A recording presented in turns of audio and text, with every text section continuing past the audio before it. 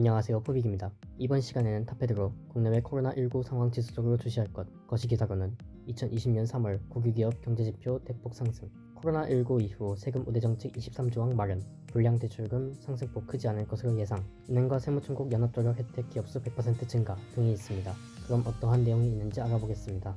먼저 탑헤드입니다. 중국 국무원 리커창 총리는 국내와 해외 코로나19의 새로운 상황을 계속해서 주시해 정확하게 통제해야 한다고 발표했습니다.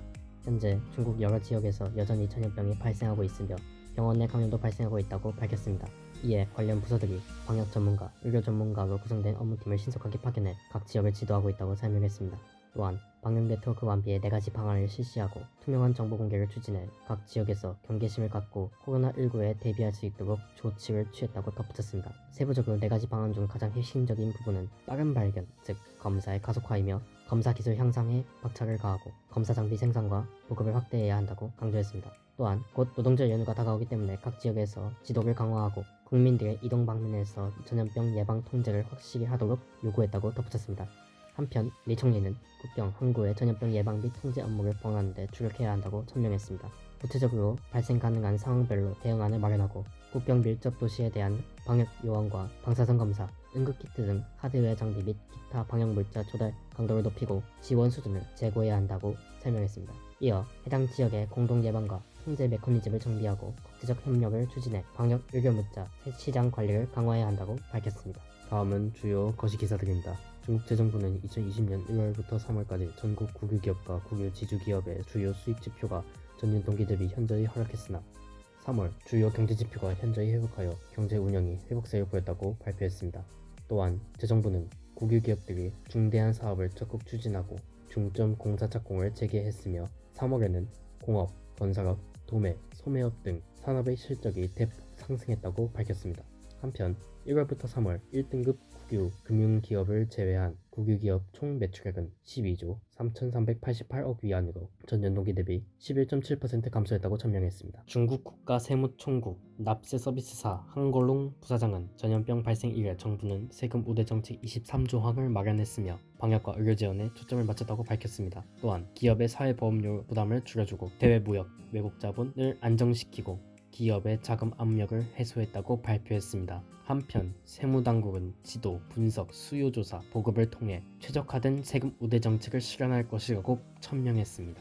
중국 은보감에는 2020년 1분기 보험업, 은행업 운영 상황을 공시했으며 불량 은행 대출금이 상승했다고 발표했습니다. 세부적으로 전체 은행업의 불량 대출금 비율이 2020년 초 대비 0.06% 상승한 2.04%를 기록했다고 발표했습니다. 또한 향후 불량 대출금은 더 상승할 것이지만 상승폭은 크지 않을 것이라고 전망했습니다. 한편 불량 대출금 처분 경로를 확대해 전년 동기 대비 약 800억 위안 증가한 약 4,500억 위안의 불량 대출금을 처리했다고 덧붙였습니다.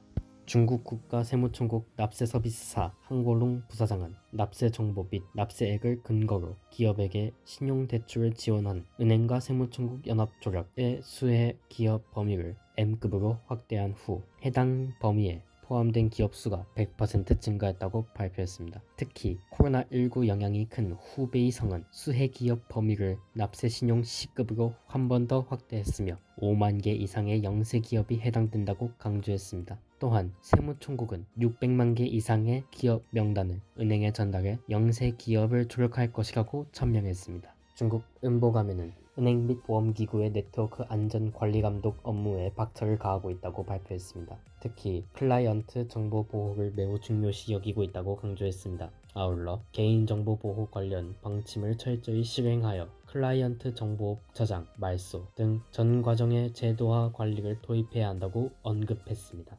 중국 상하이 위원회 공정부서기는 2020년 상하이 자유무역 시범구역 건설에 새로운 돌파구가 필요하며 국제금융, 무역, 해운센터를 지을 예정이고 목표를 향해 집중적으로 나아가 좋은 결과를 가져올 것이라고 발표했습니다. 또한 책임감, 사명감, 긴박감을 가지고 코로나19 위기 상황을 기회로 전환하며 확실한 조치로 불확실한 변화에 대응할 것이라고 밝혔습니다. 이어 상하이는 세분화된 계획을 통해 최적화된 비즈니스 환경을 만들어 금융, 무역, 해운 등 각 관련 기업이 상하이에서 창업, 투자, 경영할 수 있고 성장하도록 조력할 것이라고 천명했습니다. 중국 펀드업 협회는 2020년 3월 말 기준 국내 자산 운용사가 128개로 집계됐다고 발표했습니다. 또한 공모펀드 자금 규모가 총 16조 6,400억 위안으로 역대 최대치를 기록했으며 그중 합자 기업이 44개, 내자 기업이 84개 있다고 밝혔습니다. 또한 공모펀드 관리 자격을 취득한 증권사 및 증권자산운용 자회사가 총 13개, 보험자산운용사가 2개 있다고 밝혔습니다. 다음은 주요 산업 기사입니다. 먼저 부동산입니다. 중국 베이징 주거니는 현재 2130건의 규모 이상 건설공사가 2020년 4월 9일 모두 재개됐으며 재개율 100% 목표를 달성했다고 발표했습니다. 한편 신규 재개 공사에 대해서는 3일 이내에 방역상태, 보안상태 등을 점검해야 하며 나머지 규모 이상 건설공사에 대해서도 여러 관리감독 방식을 통해 일상적인 검사를 진행해야 한다고 강조했습니다. 아울러 향후 베이징 건설 재개는 공사 현상 재개 자체조사 계약서를 작성하지 않아도 된다고 덧붙였습니다. 다음 철강입니다. 중국 철강산업협회는 2020년 1분기 기초인프라 건설 투자가 전년 동기 대비 19.7% 하락했다고 밝혔습니다. 이어 강제수요 하락으로 CSPI가 96.86포인트로 2017년 이래로 최저점을 기록해 산업수익이 하락했다고 나타냈습니다. 이어 제철소 재고량은 전년 동기 대비 비슷한 수준을 유지했지만 여전히 높은 수치를 유지해 자금 회전 문제를 야기했다고 강조했습니다. 이어 한 애널리스트 해외에서 코로나19가 확산되어 수출에 악영향이 존재하지만 국내에선 조업 재개 추진으로 강제 수요가 증가할 것이라고 전망했습니다. 이어서 석유화학입니다. 중국 국가통계국은 2019년 천연가스 소비 증가율이 둔화되었다고 밝혔습니다. 이어 중국 거시경제가 하방 압력에 직면해 있고 환경보호 정책이 지속적으로 추진되고 있고 천연가스 시장이 안정적인 방향으로 발전하고 있다고 강조했습니다. 더불어 거시경제 하방 압력과 신에너지 급성장 등 영향으로 천연가스 소비 증가율이 다소 둔화되었다고 설명했습니다. 아울러 2019년 천연가스 수입량은 3,040억 세제곱미터로 증가율이 9.6%에 달했다고 발표했습니다.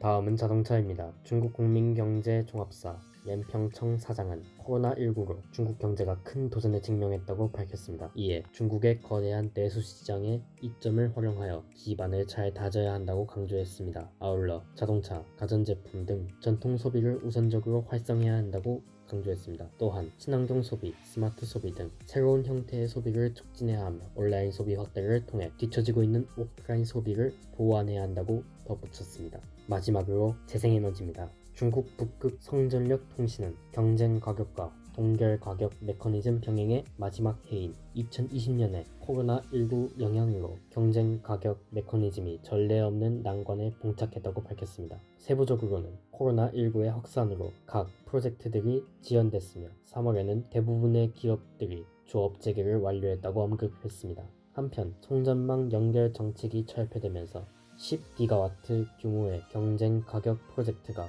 보조금 지급 감소, 심지어 보조금 취소 리스크까지 떠안게 되었다고 설명했습니다. 들어주셔서 감사합니다.